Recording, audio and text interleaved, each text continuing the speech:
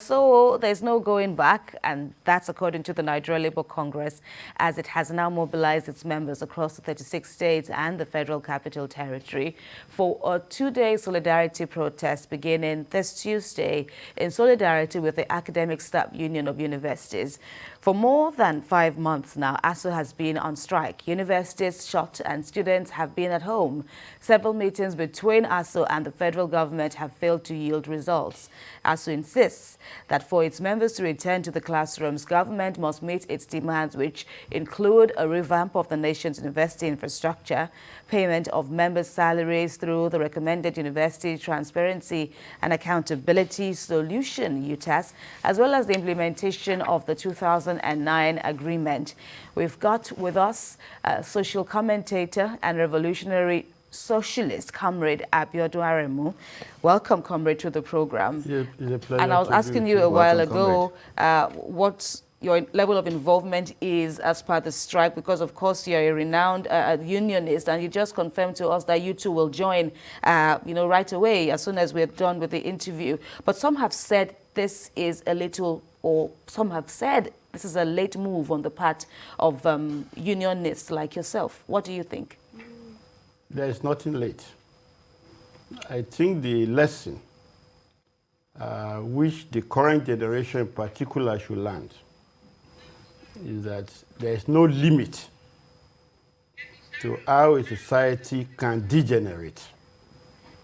And that is why, like Chino Achebe said one time, a society that will not learn lessons from how the problem began, that society will be beaten by rain over and over again. Come on, let me put you on hold now. I should have actually started with our correspondent, TVC News, senior correspondent Sharon Ejason, who is standing by for us. We'll get back to our interview in the studio. Sharon, you're standing by in Abuja, where will be the scene of the protests here in Lagos. I should say that you are standing by in Ikeja, the capital of Lagos here, where the protests will take off. Tell us what you're seeing from your end.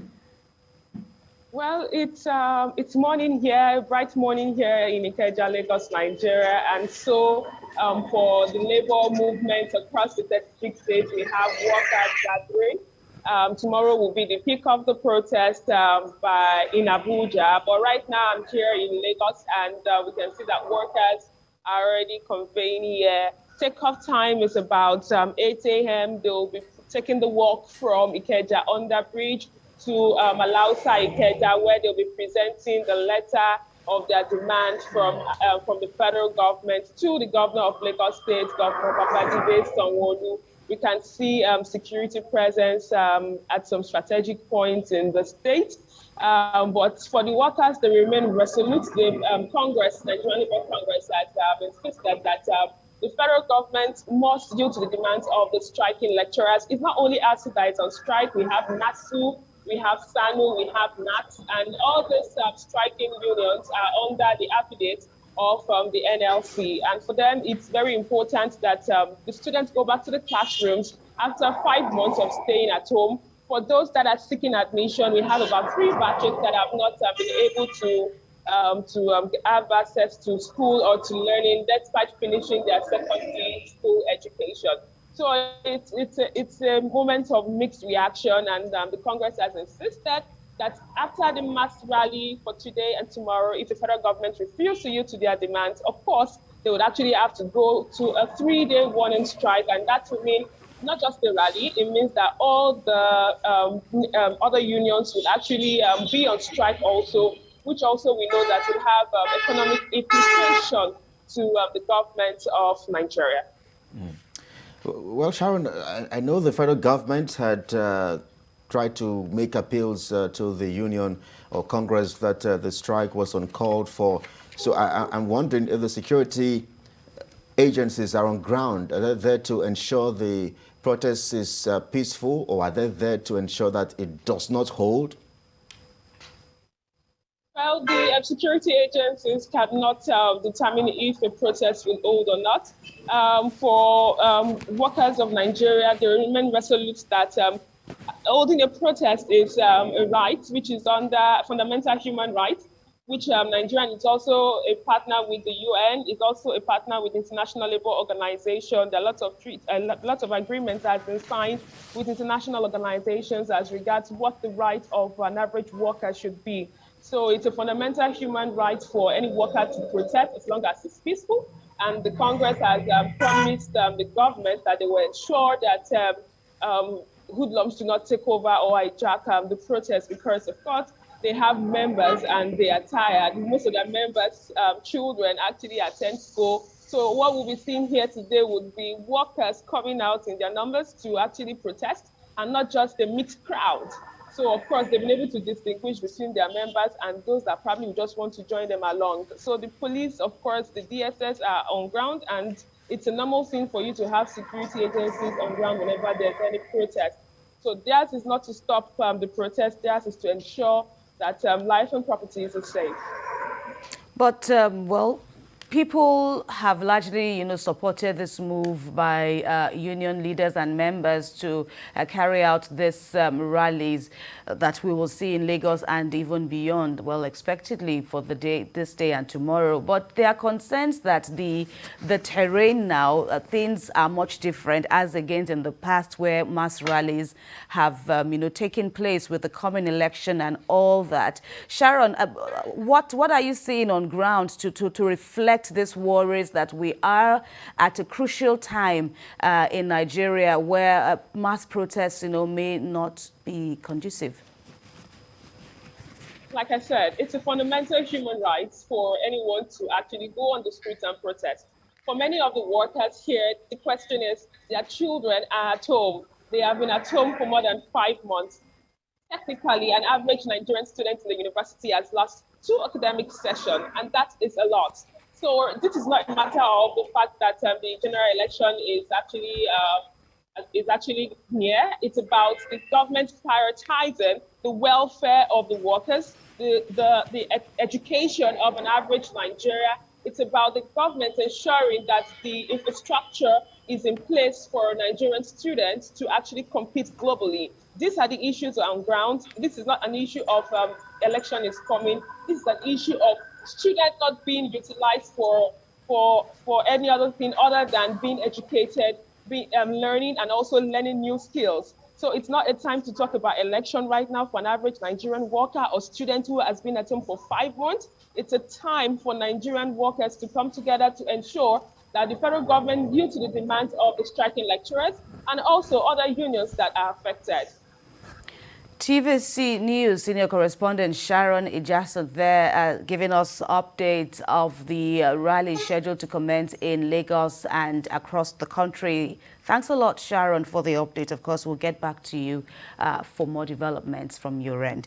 Back to the studio now. Comrade Aremu, you were speaking there before we had to hear from Sharon Ijaso on the field. So there's a sentiment on ground that this is late in arrival, but how would you weigh the level of compliance with this directive to carry out nationwide strikes? Tell us more on your earlier position. Yeah, I think the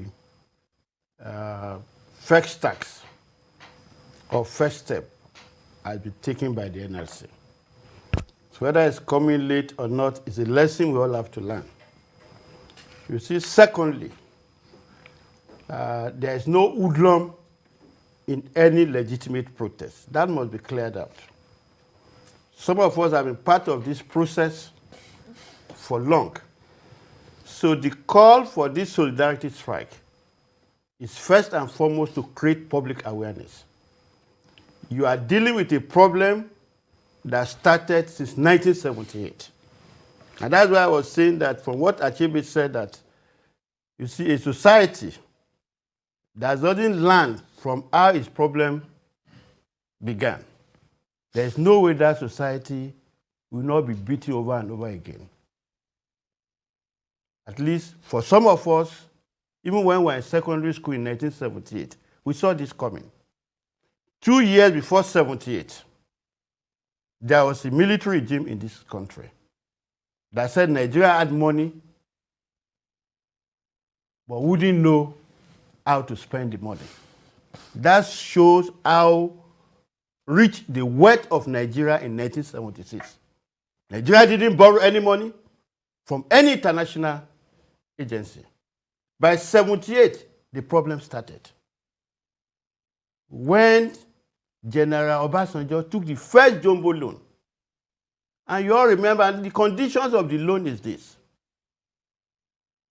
withdrawal of tuition, commercialized education, even the feeding system, which this present generation will not know. We have subsidized cafeteria system. And that was what led to the protest people called the Ali Mongo. That Ali Mongo was the same Amadou Ali. You see, who was then, you see, that moment you don't use minister. We use federal commissioner at the national level. So Ali Mongo was then the federal commissioner for education. I see that period also coincided with when the Nigerian University, the University Teacher Associations transformed into what's called the Academic Staff Union of Universities. You see, and the issues were clear in terms of ASUU demand consistently. We're not seeing anything new. So you are not seeing anything new. So, autonomy in the running of the universities and academic freedom. Because a university system has to operate within the global competitiveness. So funding of education is a primary demand, not of the academic staff in itself. It's even of the student itself. It's the degenerations of our student movement. Because this is a fight really of the youth. Because it must not be denied the right for education. So, and that is why tuition, the university system is supposed to be tuition free. It's a battle we have fought since 78. So what you're having is nothing new. Yes, so it's good that you're laying this background or foundation, especially for the younger generation. 1978 was also when the NLC was established. Yeah. Yes, and then I know that the union has suffered some setbacks resulting to the organ being dissolved in 1998 under the General Ibrahim Babangida regime, and again I think in 1994. No, first 1988. 1988, and then in 1994 under the Sani Abacha regime. Yeah. But I am of the opinion that the union or the Congress has weakened over the years. In fact, yesterday we had a comrade as well on the show. And I think, I said to him that some Nigerians have tagged the Nigeria Labour Congress as a group of persons who have compromised over the years, who can be tagged or described as a toothless bulldog. I'm not here to discuss that. I'm here to discuss that fundamental on education. Which you've already Yes. established. Which you've established. But these are part of the issues. You see, first, to deal with the issue of our labor movement, you get it? Because when you talk of labor, it's not just the trade unions. We have a stake in this matter. The working population have a stake in this matter. Because the Nigerian history of our trade union started as a labor movement. And when you say labor, it comprises all categories of the working people. Whether you are in a formal industry or informal industry. Because in the economy, in which everybody relates, what should be central to labor, what should be central to the traders, what should be central to the transporter, what should be central to every category of working people. And those who are workers in training. Because you see, the students are going to be workers some days. Those that are going to be workers every day. Who controls the economy? So that is the line that is the line you are following now. Who controls the economy? And that is what you are following now. Yeah, we are following. Because whoever controls the economy determine how you address the issue of production in society. So it's natural that the powers or the activity of NLC is natural that will also come in view. How well the labor movement is an organization. Right. It's an organization not just for the trade unions members, but an organization right from our history that should defend, you see, the interests of Nigerian people. Yes. So the question of whether an individual in NLC today or not you see, does not address the question. That's what I said. It's not about individuals. No, it's not about individuals.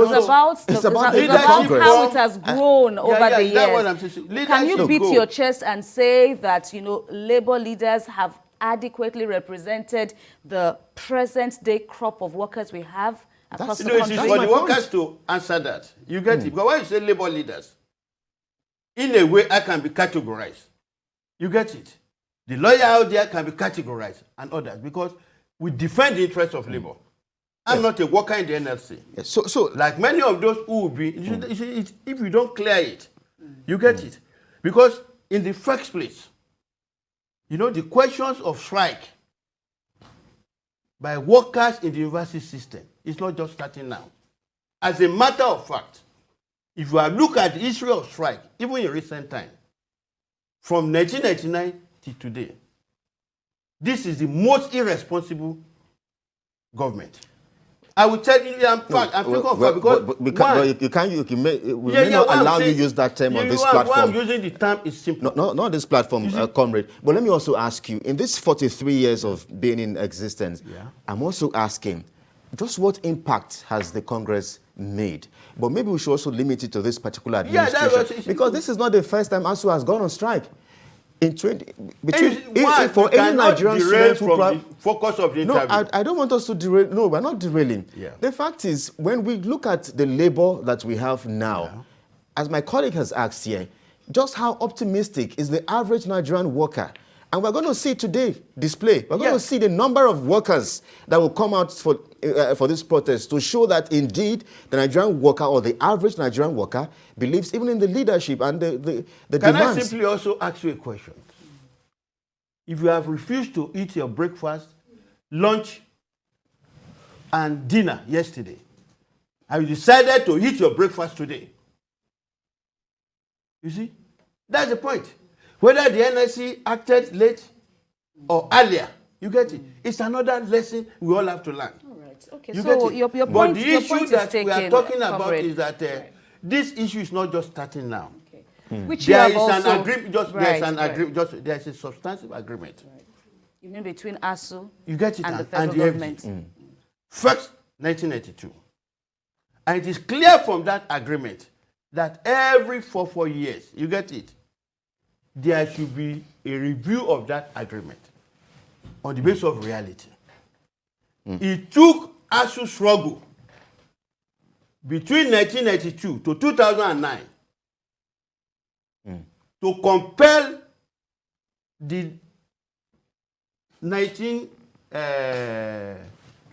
2009 agreement. You get it? It's that 2009 agreement that is being renegotiated. And you know, the point about that agreement is simple. You see, is to fund the university system. Because education in this country should be a right, not a privilege. And even in the Constitution... We can't even fault that argument. You know, we are on all fours with that argument about the place of education in you know, the current scheme of things in the administration. Of course, it's been said over and over again. But I want to take you up on the previous point you spoke about, and that has to do with university autonomy.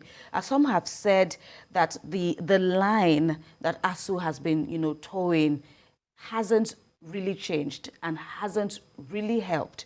Shouldn't the union, ASUU, shouldn't NLC and the others now be exploring other ways of university autonomy? If we're looking for more funding by the federal government for the universities across the nation, won't that also limit the autonomy? Why can't we talk about, you know, more involvement of private sector in university funding and, you know, other less rigid ways as against what ASUU is asking for? Yeah, this is where the lies comes in. Nigeria is not broke. And I stand to challenge anybody.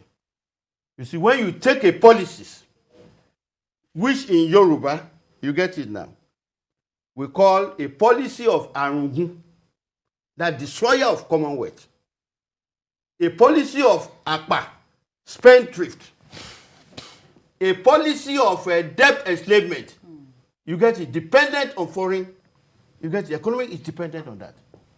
You see, that's what led them into taking that jumbo loan, which successfully they are taking.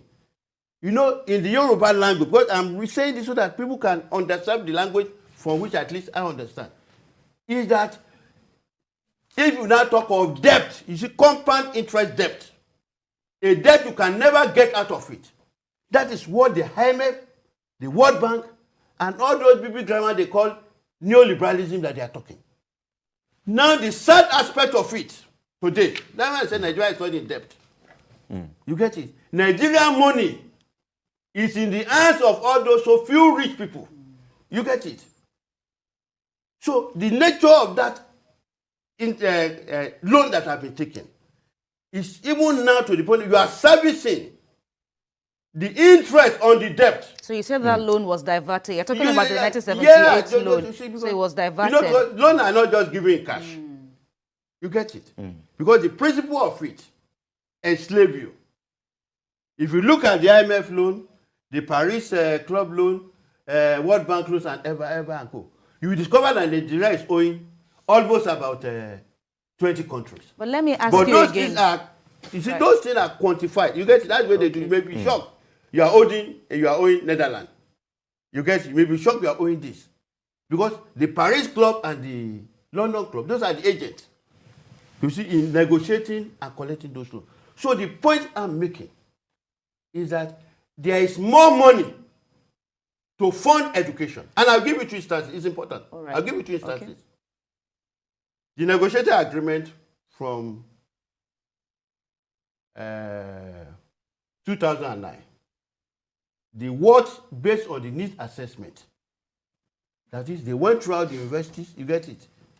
They assessed the infrastructural needs of the universities. It's 1.3 trillion. That's the quantifying of that loan.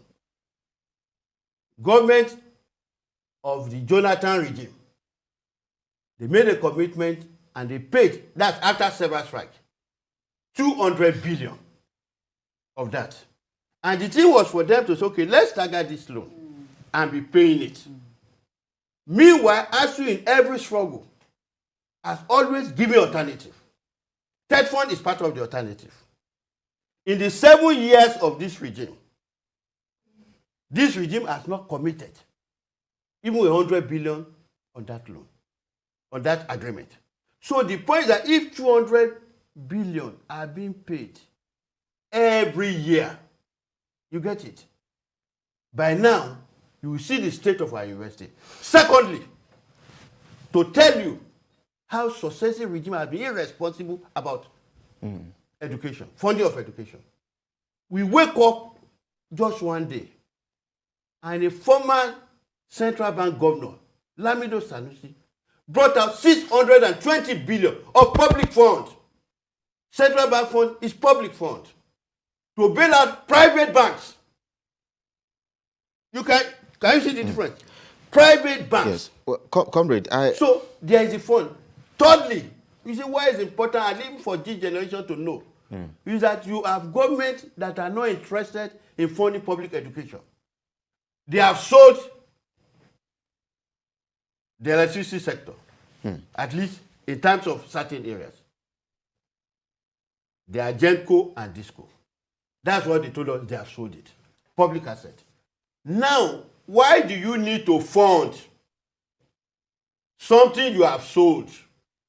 The same government have committed 1.5 trillion. That's why I'm making this example, because they could commit 1.5 trillion. All right. So you still maintain that now, the sole there's a duty... 1.3, there's a 1.1 trillion to fund our education. Right. So you the pride of the nation, the future of the nation. So you still maintain that the funding of universities should still be the sole duty of the federal government? You see, what do you call the federal government? You still maintain that? The government presides over our commonwealth. The point I'm making is that in terms of allocation of resources, their priorities, even the UNESCO recommendation, any serious country will put 26% of its budget on education. Let me just squeeze this in. For the many Nigerians, millions of Nigerians, who are asking and wondering, why has the NLC not protested when we have struggled with this issue of fuel crisis, fuel scarcity. Nigerians are buying pump price of fuel at 100 plus, 190 naira, almost 200. I think 2 weeks ago we bought even 200 and 200 plus. There's been a serious hike in the cost of goods and services. The poverty level has become something else. Many Nigerians have been shattered and battered. Why has the NLC not protested against these issues? And I think that question lies with Nigerians. It lies with Nigerians. How when so? we have organized, I will tell you why. You see, protest shouldn't be an issue of Arsenal playing Manchester United. Why the people who are affected are now the spectators watching them. The problem in Nigeria is that we all want to clap. We all want to glorify. It's not a personal issue. You get it? We all deserve that the resources of our country, you get it, should be spent on the basis of our need. If you look at the economic objective in the Constitution, you see, the commanding height of the economy shall be operated by the government. They are privatized all those things. You know why privatization is on is that it's an agenda of thievery, an agenda of stealing. That's essentially what it is. Comrade Aremu, please hold that thought. We'll return. These are allegations. We'll Very return weighty to. allegations. We'll They are return the to. reality. All right, They are. gentlemen. Let's They are the let's put reality. this on hold. We'll you have the return proof to on more evidence? on Because it's a reality. CBC breakfast. Well, comrade, thank you indeed for your insights.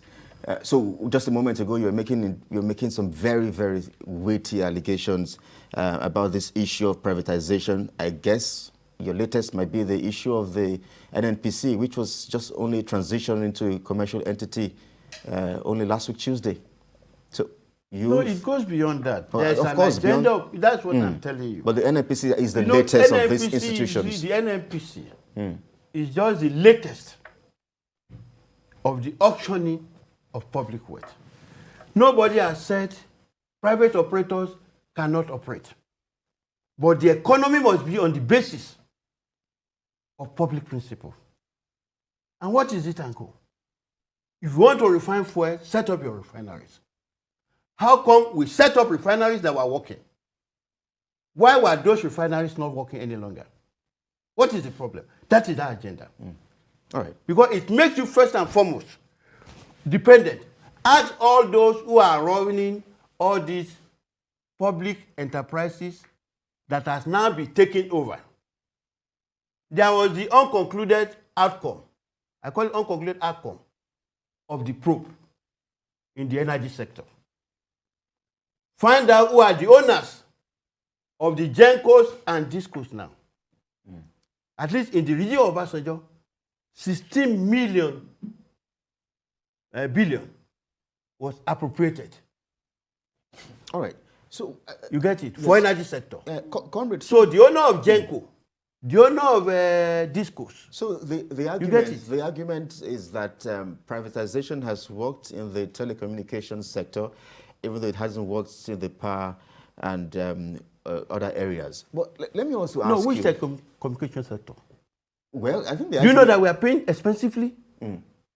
So even that. So- so we have even, the even, argument. even that So, too for is also instance, really the argument point was is that, that you see, there was they a time killed when just we hold bought on. SIM cards Why is Nitel for not 20 working? something thousand. It's not just for phoning alone. Okay. So your point is. You get it? Your point If is. Nitel has not been privatized and run on the basis of public interest, it will regulate. You get it? Because private, practitioners that we're why seeing. is telephoning other places cheaper?